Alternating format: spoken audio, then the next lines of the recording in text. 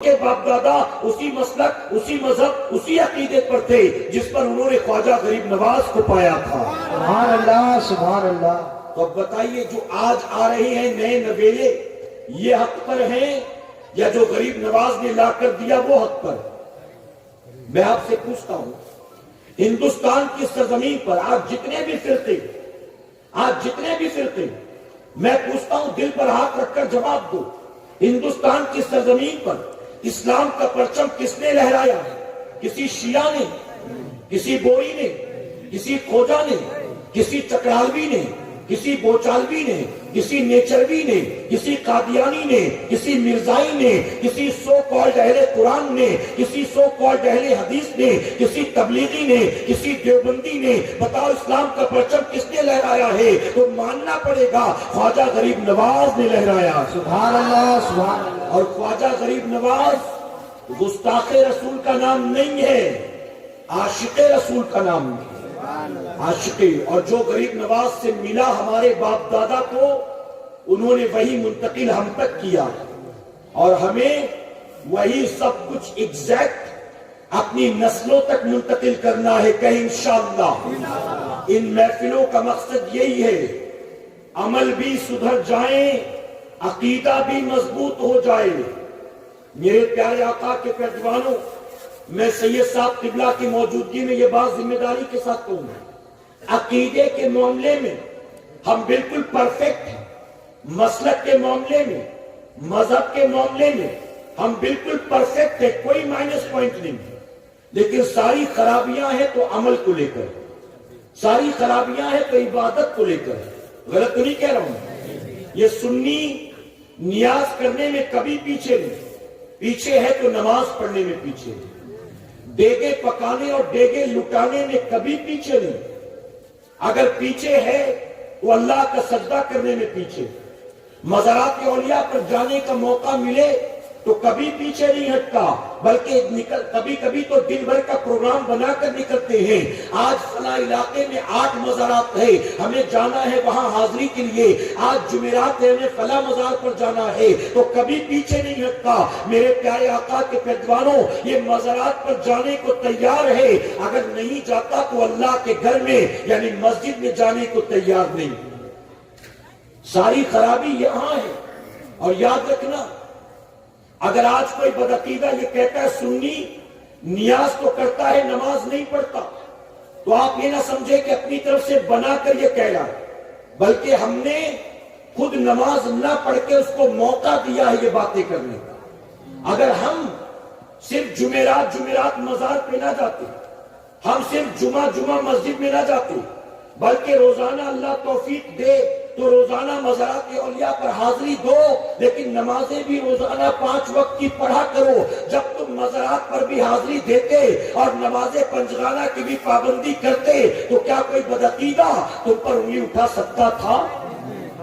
میں آپ سے پوچھتا ہوں، عید میلاد النبی صلی اللہ علیہ وسلم کے موقع پر آپ نے جھنڈے لگائے ہوں گے، لگائے کہ نہیں لگائے؟ جھنڈے لگائے ہوں گے، آپ نے لائٹیں بھی لگائی ہوں گی، گلیاں بھی سجایا ہوگا، مسجدیں بھی سجائی ہوں گی، آپ نے ممکن ہے کہ علماء کو بلا کر تقریر بھی کرایا، آپ نے نیاز بھی کی ہو، اپنے گھر میں کچھ نہ کچھ جو اللہ نے توفیق دی پکایا بھی ہوگا، بہت سارے علاقوں میں جلوس بھی نکلتا، لاک ڈاؤن کی وجہ سے اس سال جلوس نہیں نکل سکا، بڑے بڑے شہروں میں آپ نے جلوس بھی نکالا ہوگا۔ اب میں کہتا ہوں دل پر ہاتھ رکھ کر ذرا میرے ایک سوال کا جواب دو، یہ جھنڈے لگانا میں اس کو روکتا نہیں، یقیناً یہ اچھا کام ہے، یہ لائٹیں لگانا اچھا کام ہے، یہ جلسے کرنا اچھا کام ہے، یہ نیازیں کرنا اچھا کام ہے، یہ جلوس نکالنا اچھا کام ہے، یہ ساری چیزیں جو تم حضور کی میلاد کے نام پر کرتے ہو یہ سب کا سب جائز ہے، یہ باعث رحمت ہے، یہ باعث برکت ہے، یہ باعث نجات ہے، لیکن تمہیں یہ بھی ماننا پڑے گا کہ ان تمام کاموں میں سے کسی ایک کام کو میرے نبی نے اپنی آنکھوں کی ٹھنڈک قرار نہیں دیا، بلکہ تم نے جو فجر کی نماز چھوڑی ہے، تم نے جو ظہر قضا کی ہے، تم نے جو عصر مغرب اور عشاء کی پرواہ نہیں کی ہے، جو نمازیں تم چھوڑے بیٹھے ہو، دراصل میرے نبی نے انہی سجدوں کو اپنی آنکھوں کی ٹھنڈک قرار دیا۔ سبحان اللہ، سبحان اللہ۔ تم نمازیں چھوڑ کر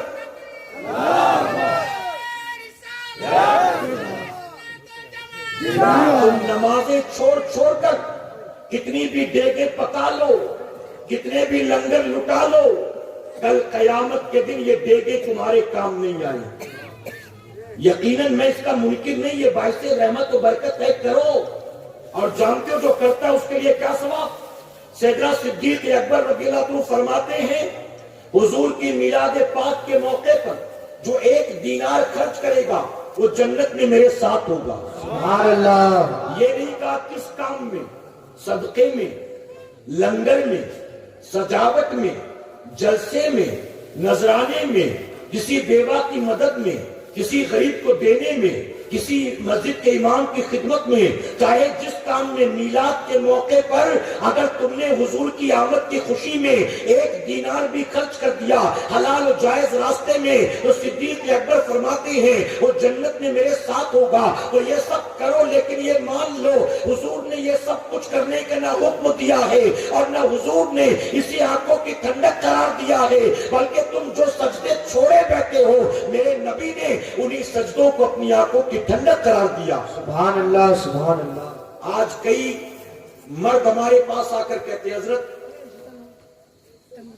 میری بیوی میری بات نہیں مانتی، حضرت میرے بچے میری بات نہیں مانتے، نہ بیوی مانتی ہے نہ بچے مانتے، میں کیا کروں سمجھ میں نہیں آتا۔ میں ان کے ساتھ بہت اچھے سے رہتا ہوں، لڑتا جھگڑتا نہیں، ڈانٹتا مارتا نہیں، اس نے سلوک سے پیش آتا ہوں، لیکن میری بات وہ مانتے ہی نہیں۔ میں اس سے پوچھتا ہوں تم نماز پڑھتے ہو؟ وہ کہتا نہیں حضرت ٹائم ہی نہیں ملتا۔ تو میں کہتا ہوں جو اللہ کی نہیں مانتا بیوی بچے اس کی کیا خاک مانیں گے؟ تو اللہ رسول کی ماننا شروع کر دے، تیری بیوی تیرے بچے خود تیری ماننا شروع کر دے۔ جو اللہ رسول کی نہ مانے وہ یہ توقع کرے کہ میرے مرید میری مانے، میرے شاگرد میری مانے، میرے دوست میری مانے، میرا پارٹنر میرا مانے، میرا پڑوسی میرا مانے، میرے کسٹمر میری مانے، میری بیوی میری مانے، میرے بھائی میری مانے، میرے گھر والے میری مانے۔ تیری تو چاہتا ہے دنیا مانے اور تو اللہ کی ماننے کو تیار نہیں ہے۔ اے مسلمانوں سن لو، منبر رسول پر موجود ہوں، تم زندگی بھر یہ چاہو کہ دنیا تمہاری مانے، تم اللہ رسول کی نہیں مانتے تو دنیا بھی تمہاری نہیں ماننے والی ہے۔ اور میرے غریب نواز نے اللہ رسول کی مانی تو نتیجہ یہ ہوا جب غریب نواز نے اللہ رسول کی مان لی ان کی کھڑاؤں بھی ان کی بات مانتی۔ سبحان اللہ۔ نعرہ رسالت، نعرہ تکبیر، نعرہ تکبیر، جشن غوث الورا کانفرنس۔ غریب نواز اللہ رسول کی مانتے ہیں، انا ساگر کا پانی بھی ان کی بات مانتا ہے۔ غریب نواز اللہ رسول کی بات مانتے ہیں۔ پرتھوی راج چوہان کا ایجنٹ بن کر آیا جوگی جے پال اور یہاں آنے کے بعد غریب نواز کی ماننے لگا۔ اور یہ ہمارے اپنے اپنی نہیں مانتے۔ کیوں نہیں مانتے؟ کیونکہ نہ ہم اللہ کی مانتے نہ رسول اللہ کی مانتے۔ غلط نہیں کہہ رہا میرے بھائی۔ جانتے ہو کسی دیہاتی سے ایک پڑھے لکھے نوجوان نے پوچھا تھا کہ بابا ایک سوال پوچھوں؟ وہ غریب دیہاتی کسان تھا، کھیت میں کام کر رہا تھا، نوجوان چلا جا رہا تو اس کی نظر پڑی تو اس نے کہا کہ بابا اگر اجازت ہو ایک سوال پوچھوں؟ بزرگ نے کہا بیٹا پوچھو، کیا پوچھنا ہے؟ پڑھا لکھا تو آدمی نہیں ہوں، لیکن میں نے عمر کی بنیاد میرا جو تجربہ ہے ہو سکتا ہے تمہارے سوال کا جواب دے دوں۔ تو نوجوان نے کہا بابا یہ سوال کئی لوگوں سے پوچھ چکا، کاروباریوں سے، علماء سے، دانشوروں سے، دنیا داروں سے، جواب تو ہر ایک نے دیا لیکن اطمینان بخش جواب کوئی نہیں دے سکا۔ آپ دے سکتے ہیں؟ بوڑھے نے کہا پوچھو، ہو سکتا ہے کہ جواب دے دوں تجربے کی بنیاد۔ تو نوجوان نے کہا بابا مجھے بتاؤ مسلمان کون ہے اور مومن کون؟ مسلمان مومن دونوں ایک ہی چیز ہے کہ دو الگ الگ چیزیں؟ تو بزرگ نے کہا بیٹا تم نے بڑا اچھا سوال پوچھا، سن مسلمان کون اور مومن کون سن۔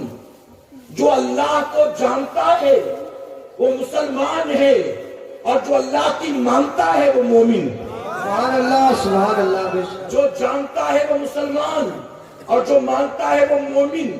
اگر میں کہوں تو ناراض مت ہونا، یہاں سارے مسلمان بیٹھے ہوئے ہیں لیکن بتاؤ اس مجمع میں مومن کتنے بیٹھے ہوئے ہیں؟ مسلمان تو سارے ہیں، اللہ کو جانتے تو سب ہیں، لیکن کتنے ہیں جو اللہ کی مانتے بھی ہیں؟ اگر کوئی کہے مانتا ہوں تو میں پوچھوں گا اگر تو مانتا ہے تو فجر میں پیر پسارے سویا کیوں رہتا ہے؟ اگر تو مانتا ہے تو ظہر کے وقت اپنی فیکٹری میں دکان میں کیا کر رہا ہوتا ہے؟ اگر تو مانتا ہے تو جھوٹ کیوں بولتا ہے؟ اگر تو مانتا ہے تو داڑھی کیوں منڈاتا ہے؟ اگر تو مانتا ہے تو شادیوں میں ڈی جے کیوں بجاتا ہے؟ اگر تو مانتا ہے تو فلمیں کیوں دیکھتا ہے؟ اللہ کی بات ماننے والا کیا ایسا ہوتا ہے؟ اے سرکار مدینہ کے پیروانوں، جو اللہ کو جانتا بھی ہے، اللہ کو پہچانتا بھی ہے اور جو اللہ کی مانتا بھی ہے، اسے غوث اعظم کہتے ہیں۔ سبحان اللہ سبحان اللہ۔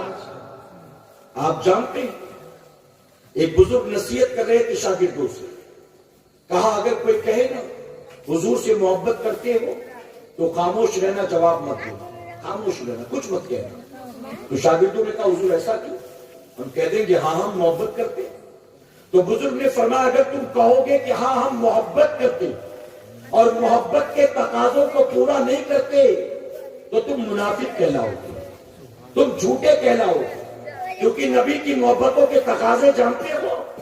نبی کی محبتوں کے تقاضے کیا ہیں تمہیں پتہ ہی نہیں اور تم اپنے آپ کو عاشق رسول کہتے ہو۔ تو اگر تم نے کہہ دیا، دعویٰ کر دیا کہ ہاں عاشق ہے اور تم اس کا حق ادا نہیں کرتے تو تم منافق کہلاؤ گے، جھوٹے کہلاؤ گے۔ انہوں نے کہا ٹھیک ہے پھر کہہ دیں گے نہیں کرتے، کہہ دیں گے نہیں کرتے۔ تو بزرگ نے کہا ایسا مت کرنا، اگر تم نے انکار کر دیا تو کافر ہو جاؤ گے۔ اگر تم نے کہا کہ ہاں عاشق ہیں، محبت کرتے ہیں اور محبت کے حق ادا نہیں کرتے تو گناہ گار ہوگے، جھوٹے کہلاؤ گے۔ لیکن اگر تم نے کہہ دیا کرتے ہی نہیں محبت، تب تو تم اسلام سے خارج ہو جاؤ گے۔ اس لیے خاموش رہنے میں تمہاری بھلائی۔ میرے پیارے آقا علیہ الصلوۃ والتسلیم کے پیروانوں، آج غوث اعظم کے نام پر ہم یہاں جمع ہوئے۔ میں آپ سے پوچھتا ہوں، مجھے بتاؤ اللہ کا ولی بندہ کب بنتا ہے؟ ماوا زردہ گٹکا کھاتے کھاتے کوئی ولی بن جاتا ہے؟ سگریٹ بیڑی اور حقہ پیتے پلاتے کوئی ولی بن جاتا ہے؟ تیری مریدی کرتے کرتے کوئی ولی بن جاتا ہے؟ لوگوں کی دعوتیں لوٹتے لوٹتے کوئی ولی بن جاتا ہے؟ کیا بتاؤ یوں ہی نفس کے پیچھے پیچھے چلتے چلتے کوئی ولی بن جاتا ہے؟ میرے پیارے آقا علیہ الصلوۃ والتسلیم کے پیروانوں، یوں ہی کوئی ولی نہیں بنتا۔ غوث اعظم سے لوگوں نے پوچھا آپ اللہ کے ولی کب بنے؟ تو غوث اعظم فرماتے ہیں میں علم حاصل کرتا رہا، علم حاصل کرتا رہا، علم حاصل کرتا رہا، حتیٰ کہ اللہ نے مجھے مقام ولایت عطا کر دیا۔ سبحان اللہ سبحان اللہ۔ حالانکہ غوث اعظم مادرزاد ولی، ماں کی کوکھ سے پیدا ہوئے تو ولی بن کر پیدا ہوئے۔ اور کیسے ولی بن کر پیدا ہوئے؟ توجہ ہے نا آپ کی؟ ذرا محبت سے ایک بار سبحان اللہ کہہ دیں۔ میری اردو زیادہ مشکل تو نہیں نا میرے بھائی؟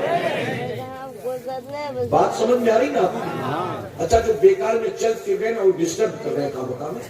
جب ہم آتے ہیں تو اپنے ساتھ کسی ایک کو لے کر نہیں آتے شاید، لیکن جب جاتے ہیں تو دو چار ہم کو دیکھ کر وہ بھی چل پڑتے ہیں۔ غلط تو نہیں کہہ رہا؟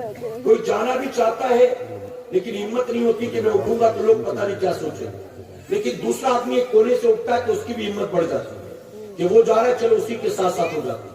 تو جو اس طرح لے جانے والے میں ان سے پوچھتا ہوں کہ جو تو اپنے ساتھ ٹیم کو لے کے آتے ٹائم بھی ٹیم لایا تھا کیا؟ لایا تھا کیا؟ تو جب لا نہیں سکتے تو لے جانے کا حق کس نے دیا؟ اس لیے یا تو بیٹھے رہیں یا تو خاموشی سے چلے جائیں، ڈسٹرب نہ کریں۔ میری بات سمجھ میں آئی نا آپ کو؟ درود شریف پڑھنے کی مرتبہ اللہ صلی اللہ علیہ وسلم، نحن عباد محمد صلی اللہ علیہ وسلم۔ غوث اعظم کیسے ولی؟ مادرزاد ولی، یعنی ولی بائی برتھ، ماں کے پیٹ سے ولی بن کر پیدا ہوا۔ مدرسے میں داخل کرایا گیا، پہلا دن ہے، بسم اللہ خوانی کرانی۔ استاد نے کہا پڑھو بیٹا بسم اللہ الرحمن الرحیم۔ آپ نے بسم اللہ پڑھا، استاد نے سورہ فاتحہ پڑھانا شروع کیا۔ استاد ابھی رکے، غوث اعظم آگے بڑھے، سورہ فاتحہ مکمل ہوا، سورہ بقرہ پڑھنی شروع کر دی، پہلا پارا بھی ختم ہو گیا، دوسرا پارا شروع کر دیا، تیسرا پارا شروع کر دیا، چوتھا پارا پڑھنا شروع کر دیا۔ ابھی آپ تقریباً 4 سال کے بچے تھے، آپ پڑھتے چلے جا رہے ہیں، استاد بھی پریشان ہے، جو لوگ وہاں موجود تھے وہ بھی حیران تھے، اتنا چھوٹا سا بچہ پڑھتا جاتا ہے پڑھتا جاتا ہے۔ یہاں تک فرمایا گیا کہ اس پہلی محفل کے اندر آپ نے 17 پارے پڑھ کر سنا دیے، 17 پارے مکمل ہوئے، اس کے بعد کہتے ہیں اب آگے سے آپ مجھ کو پڑھا دیجئے، اس کے آگے کا آپ مجھے یاد کرا دیجئے۔ استاد نے حیرت کے ساتھ کہا بیٹا 17 جہاں سے یاد کر کے آئے تھے آگے کبھی وہی یاد کر لیتے، میں نے تو سمجھا کہ آج تمہارا پہلا دن ہے، تم 17 پاروں کے حافظ ہو، آخر تمہارا استاد کون ہے؟ اتنی کم عمر میں تمہیں 17 پارے کس نے یاد کرا دیا؟ وہ صاحب کمال شخص کون ہے؟ میں اس کو دیکھنا چاہتا ہوں، بتا تو صحیح بیٹا یہ 17 پارے تو نے یاد کہاں کیے؟ اب ہماری مائیں بہنیں اور بچیاں سن لے، غوث اعظم فرماتے ہیں مدرسے میں تو آج پہلی بار ہی آیا ہوں، بسم اللہ خوانی تو آج ہی ہوئی ہے، کسی استاد کے سامنے میں نے بظاہر آج ہی زان میں ادب طے کیا ہے، میں کسی مدرسے میں آج تک نہیں گیا، ہاں البتہ یہ 17 پارے میں نے زمین پر یاد نہیں کیے ہیں، میں نے اپنی ماں کے شکم میں یاد کر لیے ہیں، اپنی ماں کے پیٹ میں یاد کر لیا۔ استاد نے کہا وہ کیسے؟ غوث اعظم فرماتے میری ماں 17 پاروں کی حافظہ ہیں، بعض لوگوں نے 18 پارے لکھے ہیں، غوث اعظم کہتے میری ماں 17 پاروں کی حافظہ ہیں، جب رات کو دن بھر کے کام کاج سے فری ہو کر وہ بستر پر جاتی تھی تو سونے سے پہلے میری ماں روزانہ یہ 17 پارہ دہراتی تھی، اور ماں بستر پر بیٹھ کر دہراتی جاتی تھی اور میں پیٹ میں سن سن کر اسے یاد کرتا جاتا۔ سبحان اللہ سبحان اللہ، نعرہ رسالت، نعرہ تکبیر، عظمت والدین، نعرہ رسالت۔ میں آپ سے پوچھتا ہوں، مجھے آپ بتائیں جب سورج گرہن ہوتا ہے یا چاند گرہن ہوتا ہے تو اس وقت گھر کی بڑی بوڑھیاں، جو عورتیں، جو بچیاں، لڑکیاں حاملہ ہوتی ہیں، ان کو گھر کے کمرے میں بند کر دیتی کہ نہیں بند کر دیتی؟ کہتی حاملہ عورت باہر نہیں نکلنی چاہیے۔ سورج کو گرہن لگا، نکلا بھی نہیں، اور وہ بھی سورج جو ہزاروں میل کی اونچائی پر۔ عورتیں کہتی ہیں کہ حاملہ عورت کو چھپا دو کمرے میں، اگر کھڑکی کہیں ہو تو وہاں بھی بوری لگا دی جاتی، پردے لگا دیے جاتے کہ سورج کی روشنی نہ یہاں پڑے نہ یہاں سے سورج یا آسمان دکھائی دے۔ اتنا سب کچھ ہوتا ہے کیوں؟ وہ جانتی ہے کہ اگر سورج گرہن میں حاملہ لڑکی باہر نکلے گی تو شکم میں پلنے والے بچے پر اس کا اثر ہوگا۔ بتائیے میں غلط تو نہیں کہہ رہا ہوں؟ اے سرکار مدینہ کے پیروانوں، آپ سوچیں کہ سورج ہزاروں میل کی اونچائی پر ہے اور وہ بھی اس کو گرہن لگ گیا ہوا ہے اور بچہ ماں کے شکم میں ہے، اور عورتیں کہتی ہیں کہ سورج گرہن کا شکم میں پلنے والے بچے پر اثر ہوگا۔ جب بتائیے ہزاروں میل کی اونچائی پر چمکنے والے سورج کا اثر کوکھ میں پلنے والے بچے پر ہو سکتا ہے، اب وہی حاملہ لڑکی اگر 2-4 فٹ کی دوری پر بیٹھ کر روزانہ ٹی وی سیریل دیکھتی ہوگی، روزانہ فلمیں دیکھتی ہوگی، روزانہ گانے سنتی ہوگی، روزانہ کون بنے گا کروڑ پتی اور بگ باس دیکھتی ہوگی، تو کیا کوکھ میں پلنے والے بچے پر اثر نہیں ہوگا؟ اے مسلمانوں یاد رکھنا، اگر مائیں قرآن کی تلاوت کر کے سوتی ہے تو ان کی کوکھ سے پیدا ہونے والا بچہ غوث اعظم کی طرح حافظ قرآن بن کر پیدا ہوتا ہے، خواجہ بختیار کاکی کی طرح 14 پاروں کا حافظ بن کر پیدا ہوتا ہے۔ اور جب مائیں دوران حمل روزانہ ٹی وی سیریل دیکھتی ہے تو ان کی کوکھ سے پیدا ہونے والا بچہ ڈسکو ڈانسر بنتا ہے، نچنیا بنتا ہے، گویا بنتا ہے، ٹک ٹاک اسٹار بنتا ہے، یوٹیوبر بنتا ہے۔ یاد رکھنا اے سرکار مدینہ کے پیروانوں، جب مائیں قرآن کی تلاوت کرتی تھی تو ان کی کوکھ سے جنم لینے والا بچہ ان کا بھی وفادار ہوتا تھا، اللہ اور اس کے رسول کا بھی فرما بردار ہوتا تھا۔